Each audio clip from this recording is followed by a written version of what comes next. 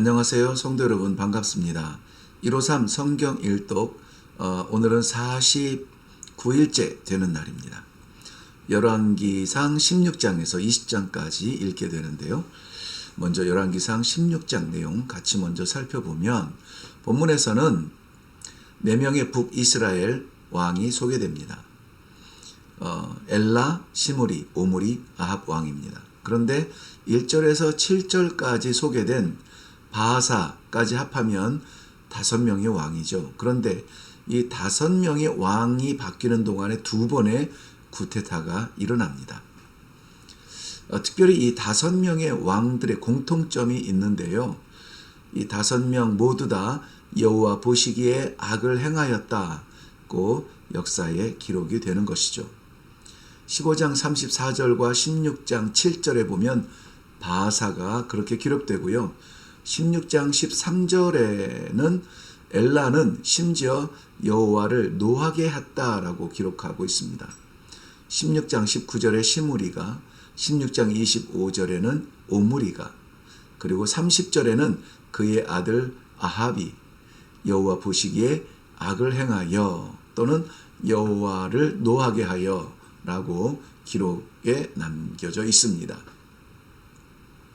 특별히 아합은 왕이 되면서 많은 것이 변하게 되는데요. 그는 다른 왕들에 비해서 30절 보면 더욱이라는 단어가 쓰이고요. 33절에는 심히 라는 말로 표현되고 있습니다. 다시 말씀드리면 여호와 앞에서 더욱 악을 행했고 여호와 앞에서 심히 악한 일을 행한 왕이다 기록이 되고 있는 것이죠. 열왕기상 17장입니다. 우리가 잘 아는 엘리야 선지자의 등장입니다. 하나님께서는 엘리야를 통하여서 놀라운 것을 선포하시는데요. 그것이 무엇이냐면 바로 수년 동안 비도 이슬도 있지 아니하리라 하는 것입니다. 이때에 전국을 덮고 있던 그 우상의 대표는 누구냐면 바알인데 이 바알이야말로 비와 풍요의 신이라고 여기고 있었거든요. 그런데 바알이 아니라 여호와께서 비는커녕 이슬도 있지 않게 하리라 이러니 우상을 섬기던 사람들은 놀랄 수밖에 없죠. 이것을 선포하고 엘리야는 피신하게 되는데요. 바로 그리시네가에서 까마귀의 섬김을 받게 됩니다. 그리고 가뭄으로 그리시네가가 마르자 시돈 땅으로 가서 사르밧 과부의 생명 같은 섬김을 받게 됩니다. 그런데 사르밧 과부가 살고 있는 시돈 땅은 바로 바알의 본고장이죠. 거기에서 엘리야는 생명의 기적으로 과부의 식탁을 가뭄이 끝날 때까지 채워주고 있습니다. 뿐만이 아니라 죽었던 아들을 살려내는데요. 이 죽었던 아들의 그 죽음의 현장을 뭐라고 표현하냐면 17절에 보면 숨이 끊어졌다. 게다가 21절에는 혼이 떠나갔다. 이렇게 완전한 죽음을 설명하고 있습니다. 바로 그런데 그 아들을 살려내는 것이죠. 사람들이 누구에 대하여서 무엇이라 알고 있는 것보다 더 중요한 것은 정말 그 표적을 나타내는 것이 누구인가를 보는 것입니다.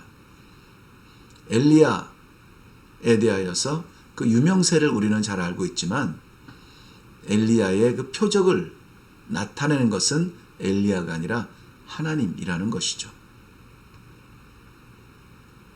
네, 이 그림은 열왕기상 18장 36, 37절에 그 엘리야가 기도하는 내용의 배경인데요.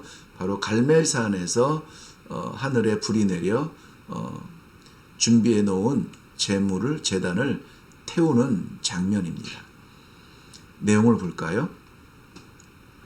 바로 열왕기상 18장입니다. 갈멜산에서 바알의 선지자 450명과 아세라 선지자 400명과의 대결입니다. 어차피 싸움은 숫자에 있는 것이 아닙니다. 많고 적음이 성공의 열쇠는 되지 못한다는 것이죠. 무엇을 붙들고 있는가 하는 것이 더욱 중요합니다. 우상을 붙드는 종들이라면 850이 아니라 8,500명이 있어도 하늘의 기적은 어렵습니다. 불가능하죠. 그러나 단 한 사람, 이 시대에 단 한 사람이라 할지라도 하늘의 사람, 하나님의 백성이라면 얼마든지 기적을 베풀 수가 있습니다. 정말 중요한 것은 이것도 저것도 아닌 회색지대에 있는 사람들이 문제입니다. 정작 열왕기상 18장 본문을 통해서 하나님께서 심판하시고 싶은 것은 어쩌면 바알과 아세라, 우상과 우상을 섬기는 자들이 아니라 하나님과 우상 사이에서 머뭇머뭇거리고 사는 이스라엘 백성들, 그들에게 이 가시적인 심판을 보여주는 것이 아닌가 하는 생각이 듭니다. 바알과 아세라의 사람들은 우상으로 인하여서 반드시 심판당합니다. 그러나 이스라엘 백성들은 이 심판을 보면서 살아계신 하나님을 보아야 했습니다. 살아계신 하나님. 눈앞에 펼쳐지는 기적이 아니라 하나님의 진노를 말입니다. 태양을 만드신 하나님인데 작은 불 내리는 것을 보고 놀라시지는 않으시겠죠. 와, 설마 정말 그런 일이 있을까 하는 것 말이죠. 열왕기상 19장입니다. 갈멜산에서의 승리와 영광, 그러나 패배와 좌절 이후의 호렙산의 모습입니다. 심지어 호렙산을 오다가 로뎀나무 아래서는 죽여달라, 죽기를 원할 만큼 두려워하는 엘리야. 열왕기상 18장은 여호와께서 엘리야에게 하신 말씀을 듣고 전무후무한 최고의 대결을 펼치죠. 그런데 19장에서는 여왕 이세벨의 메시지를 듣고 내가 너를 반드시 죽이리라. 이 메시지를 듣고 그 한 목숨 살리기 위해서 도망하는 엘리야. 우리는 누구의 음성을 듣고 있습니까? 하나님의 말씀을 듣는 귀는 여호와여 오늘 내게 응답하옵소서, 마른 하늘을 보면서 담대하게 기도할 수 있는 사람이 됩니다. 이세벨의 음성에 귀를 기울이는 사람은 많은 것을 잡고도 850대 1의 갈멜산에서의 승리를 하고도 불안해서 두려워서 도망하는 그러한 모습이 되죠. 그런데 뭐니 해도 열왕기상 19장의 백미는 하나님의 응답입니다. 15절과 16절에 보면 이렇게 응답하세요. 하사엘을 아람의 왕으로 세우라. 예후를 이스라엘의 왕으로 기름 부으라. 엘리사에게 선지자의 후계자로 기름 부으라는 것입니다. 이것을 보면 이스라엘의 종교적 세계, 즉 엘리사를 후계자로 세우라. 이스라엘의 왕권, 예후를 이스라엘의 왕으로 세우라. 심지어는 이방 나라의 왕권, 하사엘을 아람 왕으로 세우라. 이 모든 것을 하나님께서 섭리하고 계신다는 것을 보여주고 있는 것이죠. 내 염려, 나라의 흥망성쇠, 세계의 역사와 두려움, 성공, 모든 것 하나님께서 왕이십니다. 그것을 볼 수가 있어야죠. 네, 열왕기상 20장입니다. 본장은 악에 대하여 어설프게 관대했던 이스라엘이 불필요한 전쟁에 휘말리는 역사를 기록하고 있습니다. 아람 왕 벤하닷은 군소 왕들만 32명을 불러 모아서 이스라엘을 침략합니다. 기억하시죠? 19장 15절에 아람의 왕으로 하사엘에게 기름을 부으라고 했었죠. 네, 그 일이 진행이 되는 겁니다. 아합은 겁에 질려 스스로 종의 예를 갖추지만 조롱 속에 전쟁의 소용돌이 속으로 빠지게 됩니다. 포위당한 이스라엘. 그러나 하나님의 선지자는 오직 적은 수의 청년들만으로 싸울 것이라고 전달을 받게 됩니다.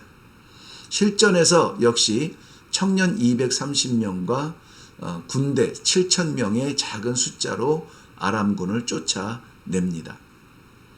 아람의 군대는 다시 집결하여서 2차 전쟁을 일으키죠.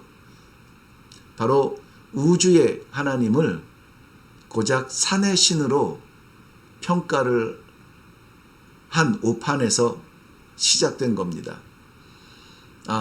하나님은 산의 신이니까 산에서 싸워서 우리가 진 거야. 그러니 들에서 싸워야 돼. 들의 전쟁을 준비하는 것이죠.